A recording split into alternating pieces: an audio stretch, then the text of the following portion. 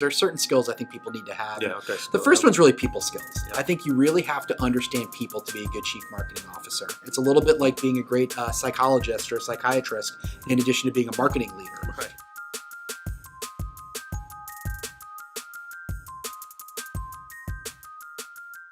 Welcome back to another episode of More Than Marketing. I am your host, Arsha Mirsha. I am joined by Jeff Goldscher today. Jeff Goldscher, I'm going to let you do the intro, but first I'll say, over 2 decades of experience marketing, most recently playing kind of outsourced chief marketing officer. I know you've been in-house, you had your own agency. I've done a little bit of everything. I've worked on the client side. I've worked on the agency Right. side. I've had 2 different kinds of marketing agencies. Right. The last 4 years, I've been essentially an outsourced chief marketing officer for Right. companies, which gives me a pretty unique experience. That's what I want to talk about. Okay. Well, we'll get into it, but that's what I find most interesting is you get that unique experience. You describe it. I'm sorry. No, it's okay. I mean, we've worked together on many I'm projects. excited you know about me it. well. It's cool, yeah. I think what's really interesting is I get to come in from an outside perspective, work with these companies, but really as their chief marketing officer, understand what happens inside the company. Yeah. So I'm on the client side because I'm representing them, but in the same way as my agency mentality also exists, and I'm able to take things I've learned on the agency side and really apply them inside multiple companies that I happen to be working with at the time. And in that process, really learn what it takes to be an excellent CMO, Right. as well as just a good agency person and a good leader. Yep. Yeah, I love that. And I think that perspective, I mean, obviously it's very unique, but it's also very valuable to the clients you work with, I imagine, because I don't know how to say this. You're not jaded by the potential politics. Correct. If I have to say it that Correct. way, right? And so obviously you can come in and you can talk marketing strategy and and even full circle strategy, how marketing talks to sales and service and all that. But you can also talk organizational structure. Correct. Hey, you can also give candid feedback on team members. I don't know. I mean, Correct. stuff like that. I get involved in coaching and mentoring staff. Right. I coach and mentor leadership. Right. I'm able to bring people together that wouldn't normally have a reason to come together and talk across divisional lines. I have no incentive other than creating happy clients. That's it. And so I'm able to really do things a lot differently than many other full-time marketing people and full-time staff members can do. But I'm part of the company. I'm not an outsider like an agency would be. Right. So it really does give you nice points of access to everything that goes on and provide solutions that go way beyond just marketing. So with that experience, you have graciously put together a list of... I have a list. You got a list. I have notes. I'm cheating off my notes. It's okay. It's okay. No, but it's really good content because, everyone, if you're a director of marketing, what is your growth potential? Eventually you want to be a CMO. Correct. Right? So I'm hoping that this podcast is reaching, marketers out there everywhere. Okay. And you, with your experience, can with this, list of 5 things every CMO should know or do or understand about themselves, working title. We're working on it. I think it's really good content, and I love to get into it. So that's great. So tell me, number one thing, you're a CMO. I did put together 5 things because I do think that people think in chunks. Yes. My experience both working with CEOs and working with directors of marketing is there are certain skills I think people need to have. Yeah. Okay. The first one's really people skills. Yeah. I think you really have to understand people to be a good chief marketing officer. And the biggest thing is you've got to be a good listener. Yep. You really have to be able to relate to both people above you on the hierarchy and also people that report to you. Yep. Understand their needs and what their wants are. It's a little bit like being a great psychologist or a psychiatrist in addition to being a marketing leader. Right.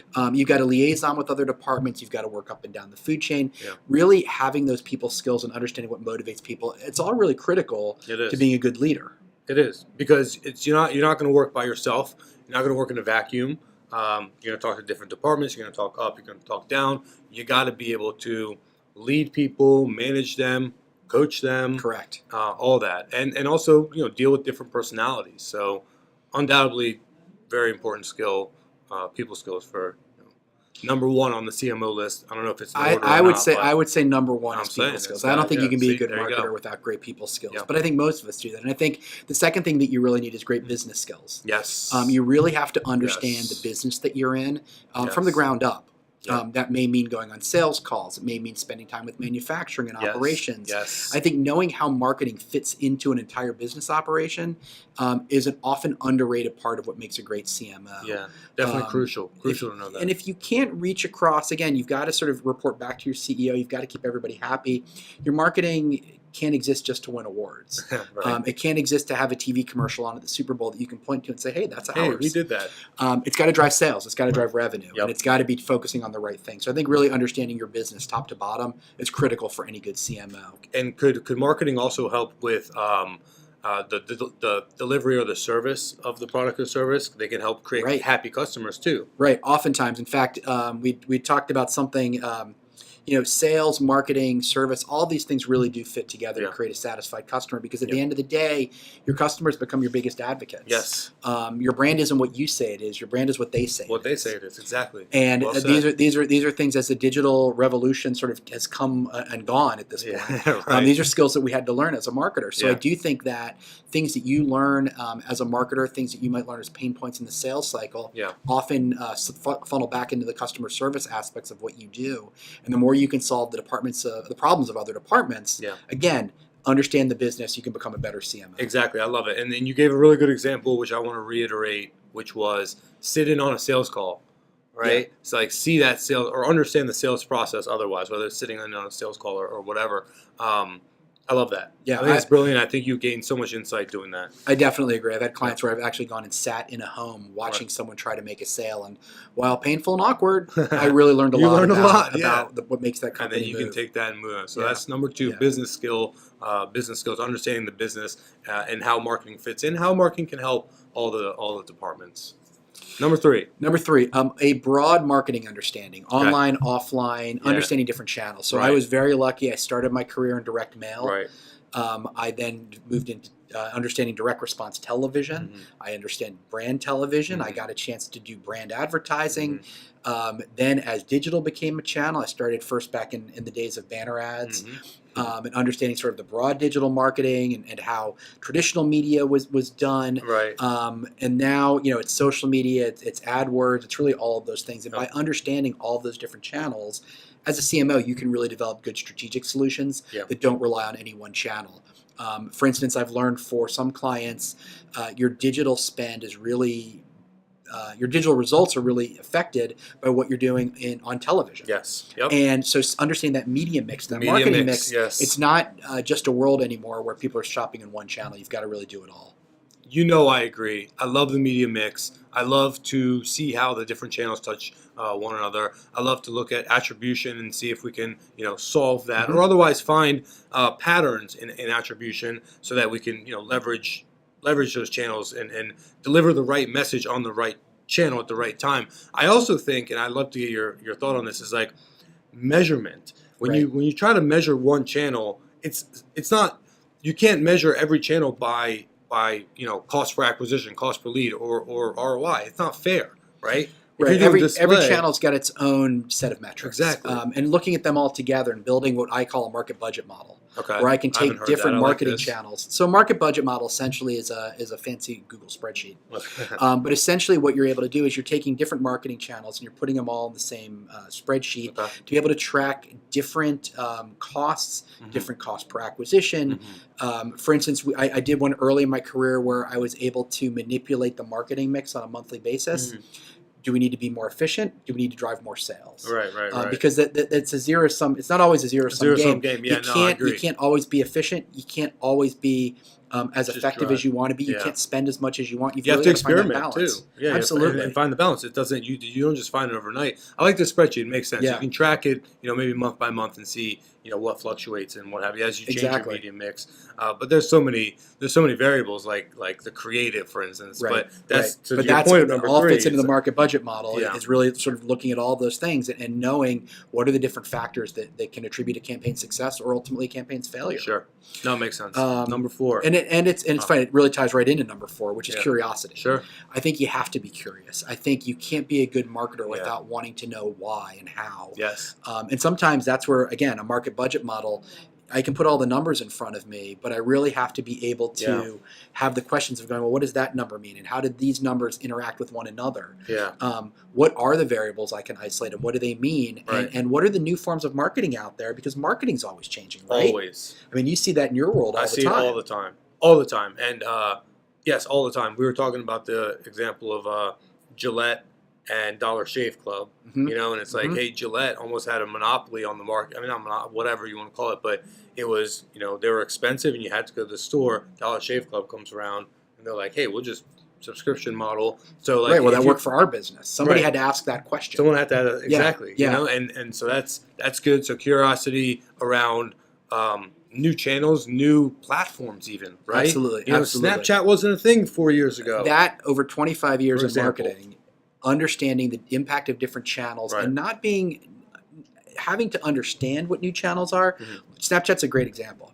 Snapchat comes out, everybody says you've got to be on Snapchat. We got to do some Snapchat. Pinterest, I remember that one. I've yet to find, there are brands that need to be active on Snapchat. Sure. As a direct marketer, I always want to know what's my cost per acquisition. I want to know the numbers. And how's that channel How's it help my business? Right. So being able to really investigate all these things and understand which ones are right for you, you have to be willing to experiment. You can't still live in TV, magazine, and newspaper world as a marketer. You're not going to get very far. Totally agree, man. Totally got to be curious. You got to be curious around channels, about platforms, about the competitors. You got to be curious about creative, everything. You just have to be a lifelong learner, I think. And not be afraid to ask tough questions when you need to. I think that all sort of fits into it. And I guess really the last thing that I think let me tie it together, right? If you're curious, and if you understand the business, and if you're taking the time to understand the business,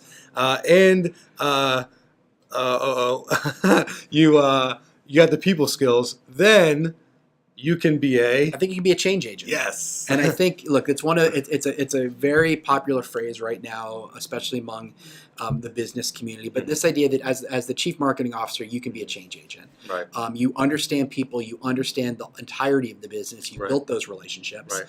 You understand your customer base. Yep. And you're curious. I think you can really affect change inside of an organization. Yeah. I think you look about the emerging workforce, and it's a very different workforce than I came into. Sure. And it's a different workforce than my father came into, who's still active in the workforce. Okay. And being able to make those changes. I remember when my father struggled with an idea like Casual Friday. And and I've been wearing suits to work every day. Now what do I do? Right. And while for my generation, that was just, well, we don't want to wear a suit every day. Why can't we come in casual? Why can't I have some jeans on a Friday? To now being able to understand everybody wants to come to work in jeans every single day. Yeah, every single day. So and have your dogs at work, for instance. Right. There's a dog here. It's great. Yeah, it's great. And work from home, right?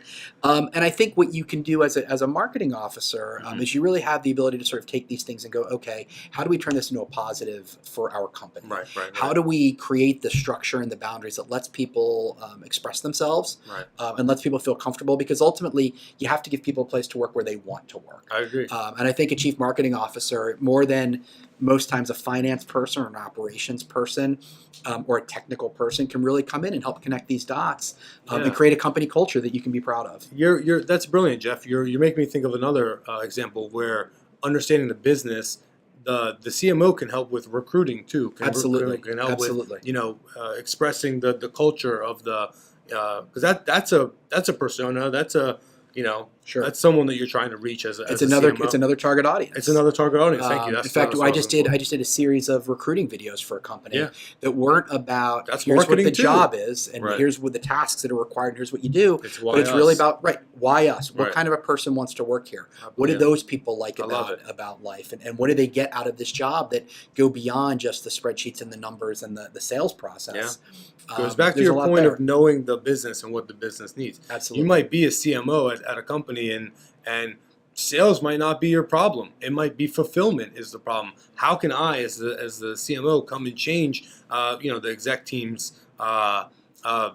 view of the marketing to say, hey, we'll keep helping bring the leads in, but we can also help with fulfillment too by getting, I don't know, recruiting, for example. Absolutely. Just as an There example, are you all know? sorts of things that go Yeah. into building a company, and the CMO should really be at the center of it all. I think it's They have a seat at the at the leadership table. Right. They need to be at the center of it all. right, and I don't think you can live and succeed as a business anymore in something that's very siloed. Yeah. I think you really do have to bring people together, and I think most companies, that's one of the things they look for their CMO to do. Yeah. It's interesting. I did not go to business school. I do not have an MBA, and I Me often neither. find that these things, companies say, well, I've got to have a Harvard MBA for my CMO. Right. And the reality is that what you need is somebody that's curious, that understands people, Yeah. that can get to know your business, Yes. that understands marketing and isn't afraid to advocate for change. Yep. And I think if you have somebody with those characteristics, Yep. that goes so much further than any coursework, book learning,